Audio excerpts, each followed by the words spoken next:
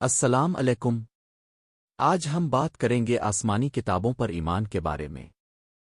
اسلام میں ایمان صرف اللہ پر یقین کرنا مکمل نہیں بلکہ اللہ کے پیغام کو ماننا بھی ایمان کا حصہ ہے۔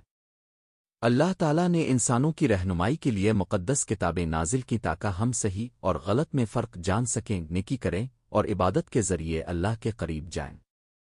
اہم آسمانی کتابیں: تورات حضرت موسیٰ علیہ السلام پر نازل ہوئی۔ یہ بنی اسرائیل کے لیے ہدایت تھی۔ اس میں اللہ کی عبادت، سچائی اور عدل کی تعلیم دی گئی۔ زبور حضرت داؤد علیہ السلام پر نازل ہوئی۔ یہ کتاب ہمیں شکر، ذکر، دعا اور عبادت کے اصول سکھاتی ہے۔ انجیل حضرت عیسیٰ علیہ السلام پر نازل ہوئی۔ یہ لوگوں کو اللہ کی عبادت، نیکی اور راست بازی کی طرف بلاتی تھی۔ یہ بھی ہمیں یاد دلاتی ہے کہ نماز، دعا اور ذکر اللہ کی عبادت کا حصہ ہے۔ قرآن مجید حضرت محمد صلی اللہ علیہ وسلم پر نازل ہوئی۔ یہ آخری اور مکمل کتاب ہے۔